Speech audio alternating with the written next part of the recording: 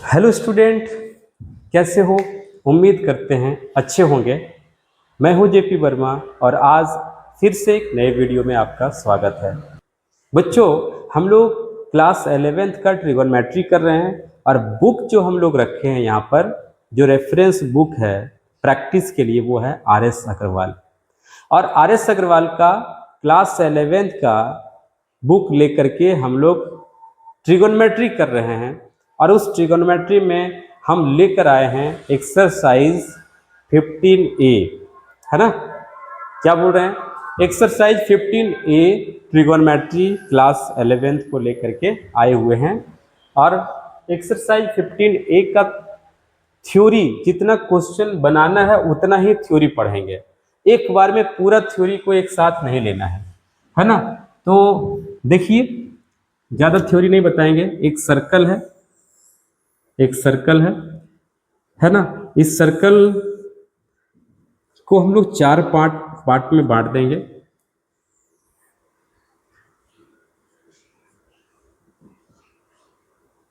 चार पार्ट में बांट दिए। देखो, उस चार पार्ट में एक्स एक्सिस और वाई एक्सिस जब खींच दे रहे हैं तो ये पार्ट जो कहलाएगा यहाँ पर, ये फर्स्ट क्वाड्रेंट कहलाएगा।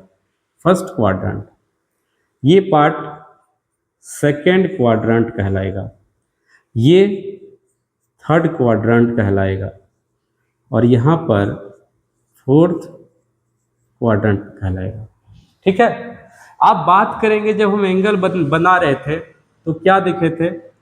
यदि इनिशियल साइड और टर्मिनल साइड एक ही जगह रहे तो थीटा का वैल्यू कितना डिग्री? 0 डिग्री। तो यहाँ पर इनिशियल और टर्मिनल साइड एक ही जगह है तो 0 डिग्री। ये घूम करके एंटी क्लॉकवाइज डायरेक्शन में यहाँ पर आ जाए तो ये 90 डिग्री हो जाएगा, है ना? फिर घूम करके इधर आ जाएगा तो 180 डिग्री हो जाएगा। और यहाँ आ जाएगा घूम करके तो 270 डिग्री। हम एंटी क्लॉकवाइज डायरेक्शन में घुमा रहे हैं। और फिर वापस यहीं पर आ जाए तो 360 डिग्री। तब ने एक सर्कल बना, है ना? यही चीज को रेडियन में लिखेंगे तो क्या? 0 डिग्री को 0 लिखेंगे, 90 डिग्री को यहाँ पर π/2 लिखना है, 180 डिग्री को पाई लिखना है, 270 डिग्री को 3π/2 लिखना है। हम पहले ही बता चुके हैं कि ये डिग्री टू रेडियन में कैसे कन्वर्ट किया जाता है। तो रेडियन में कन्वर्ट करने के बाद ये बात आया हुआ है। और 360 डिग्री को 2π, मतलब एक पूरा रोटेशन हो जाएगा तो 2π एंगल बनता है रेडियन में, और डिग्री में 360 डिग्री। अब जरा देखिए, यहाँ पर फर्स्ट क्वाड्रेंट का जो पार्ट है, फर्स्ट क्वाड्रेंट का जो पार्ट है कितना है?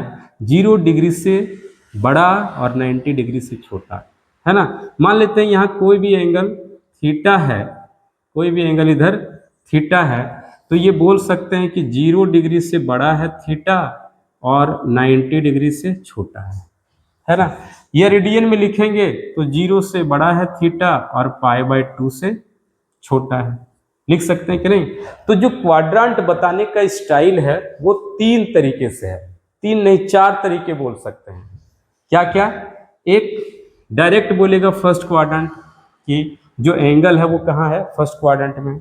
दूसरा बात बोलेगा कि 0 डिग्री से बड़ा है एंगल और 90 डिग्री से छोटा है, तो भी ये बोल सकते हैं ये एंगल फर्स्ट क्वाड्रेंट में। या फिर 0 से बड़ा और π/2 से छोटा है, ये भी बोल सकते हैं। और आपको पता होगा ये 0 से बड़ा और 90 से छोटा एंगल को हम लोग बोलते हैं एक्यूट एंगल।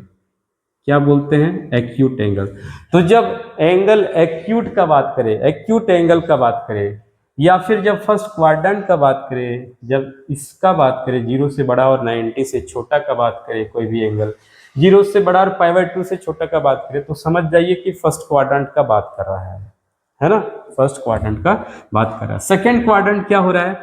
सेकेंड क्वाड्रेंट में मान लेते हैं कोई एंगल थीटा है, तो ये कैसा हो सकता है? ये 90 डिग्री से बड़ा है थीटा का वैल्यू और 180 डिग्री से छोटा है। सेकेंड क्वाड्रेंट नहीं बोलेगा तो ये वाला लिख के बताएगा। और ये डिग्री में ना लिख करके रेडियन में लिखेगा तो π/2 से बड़ा है थीटा और पाई से छोटा है। देखिए, ऐसा लिख सकता है। और इसको कहते हैं, आप याद कीजिए, ऑब्ट्यूज एंगल। क्या कहते हैं? ऑब्ट्यूज एंगल, है ना। जब एंगल ऑब्ट्यूज हो तो सेकेंड क्वाड्रेंट में बताने का प्रयास कर रहा है, ऐसा बात है। तो पहला, दूसरा, तीसरा, चौथा, इसमें भी पहला नाम देगा फर्स्ट सेकंड जो भी है, दूसरा, तीसरा और एक एक्यूट चौथा, चार तरीके से किसी क्वाड्रेंट के बारे में बात कर रहा है यहाँ पर। इसके बाद ये थर्ड क्वाड्रेंट है। थर्ड क्वाड्रेंट क्या हो रहा है यहाँ पर, थीटा कोई एंगल है तो ये 180 डिग्री से बड़ा होगा थीटा और 270 डिग्री से छोटा होगा। और यही चीज रेडियन में लिखेगा तो पाई से बड़ा होगा थीटा और 3 पाई/2 से छोटा होगा। देखिए डिग्री में भी बोल सकता है, रेडियन में बोल सकता है। और ये दो ही तरीके से, ये दो तरीके से, और एक डायरेक्ट बोल सकता है क्वाड्रेंट थर्ड, ऐसा बोल सकती है। तीन तरीके से क्वाड्रेंट थ्री के बारे में बोलेगा। उसी तरीके से यदि कोई एंगल यहाँ थीटा है फोर्थ क्वाड्रेंट में तो वो 270 डिग्री से बड़ा होगा ऐसा बोलेंगे और 360 डिग्री से छोटा होगा, है ना। ये फोर्थ क्वाड्रेंट बताने वाला पार्ट। यही चीज यदि रेडियन में लिखता है तो क्या लिखेगा, 3 पाई/2 से बड़ा है थीटा और 2 पाई से छोटा है। ये बात समझ में आया कि किस क्वाड्रेंट को कितना एंगल देने से उस क्वाड्रेंट का नाम बता सकते हैं। फर्स्ट कब बोलेंगे, सेकंड कब बोलेंगे, थर्ड कब बोलेंगे, फोर्थ कब बोलेंगे, पता चला। अब बात आता है कि आपके पास ट्रिगोनोमेट्रिक फंक्शन जो होता है, टी फंक्शन का हम लोग बात करें यहाँ पर, ट्रिगोनोमेट्रिक फंक्शन का, तो आपके पास है sine theta, cos theta, tan theta, cosec theta, sec theta और कॉट थीटा। ये 6 ट्रिगोनोमेट्रिक फंक्शन है, ठीक है। 6 ट्रिगोनोमेट्रिक फंक्शन में यहां पर देखा जाए फर्स्ट क्वाड्रेंट में तो सारा ट्रिगोनोमेट्रिक फंक्शन पॉजिटिव होता है। ऑल पॉजिटिव लिख देंगे तो पता चल जाएगा आपको, है ना। सारा ट्रिगोनोमेट्रिक फंक्शन यहां पर क्या होता है, पॉजिटिव। साइन थीटा का वैल्यू, कॉस थीटा का वैल्यू, टेन थीटा का वैल्यू, कॉसेक, सेक, कॉट की 0 से 90 डिग्री तक जब लेंगे तो उसका वैल्यू क्या होता है, पॉजिटिव होता है। आप 10th क्लास में भी याद किए होंगे। 0 से 90 तक नहीं, 0 से बड़ा और 90 से छोटे को फर्स्ट क्वाड्रेंट कहते हैं। हालांकि 0 डिग्री में वैल्यू पॉजिटिव ही रहता है, 0 भी हो जाता है कभी कभी, जो कि पॉजिटिव और नेगेटिव दोनों में से कोई नहीं है। चलिए आगे, सेकेंड क्वाड्रेंट में साइन थीटा और कॉसेक थीटा का वैल्यू पॉजिटिव होता है। ये दो फंक्शन यहां पॉजिटिव होगा, बाकी बात सब नेगेटिव होगा। थर्ड क्वाड्रेंट में टेन थीटा और कॉट थीटा पॉजिटिव होगा, बाकी बात सब नेगेटिव होगा। देखिए पॉजिटिव होने वाला पार्ट हम लिख रहे हैं सिर्फ। और फोर्थ क्वाड्रेंट में कॉस थीटा और सेक थीटा पॉजिटिव होगा, बाकी बात सब नेगेटिव होगा, ठीक है। इतना बात आया। फर्स्ट क्वाड्रेंट में कौन पॉजिटिव होगा, तो ये फर्स्ट क्वाड्रेंट में पॉजिटिव होगा। ये सॉरी फर्स्ट क्वाड्रेंट में सब पॉजिटिव होगा। फर्स्ट क्वाड्रेंट में सब पॉजिटिव, सेकेंड क्वाड्रेंट में साइन और कॉसेक पॉजिटिव, थर्ड क्वाड्रेंट में टेन और कॉट पॉजिटिव, और फोर्थ क्वाड्रेंट में कॉस और सेक पॉजिटिव होता है। अब जो जहां पॉजिटिव है उसके अलावा दूसरी जगह वो नेगेटिव होगा, है ना। क्वेश्चन बनाते हैं, समझ में आएगा।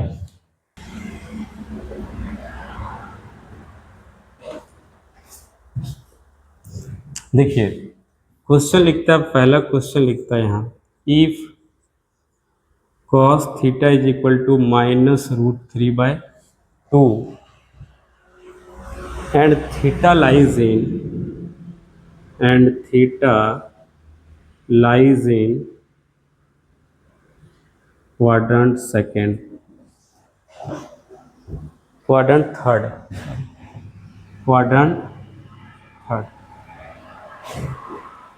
Find the values of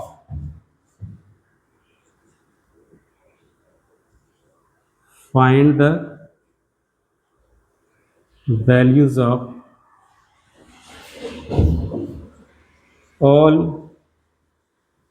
other 5 trigonometric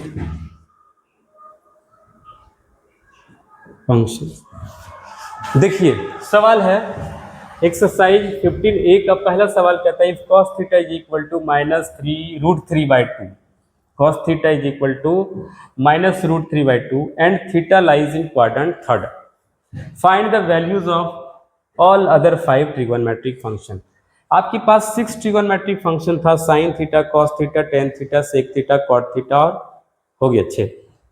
उसमें से एक फंक्शन का वैल्यू दे दिया हुआ है और बाकी जो 5 को बोल रहा है बचा है उसके बारे में पता करने बोलता है उसका वैल्यू क्या है। तो जो भी चीज दिया रहता है सॉल्यूशन लिखने से पहले जो भी दिया रहता है उसको हम लोग लिखेंगे गिवन दैट।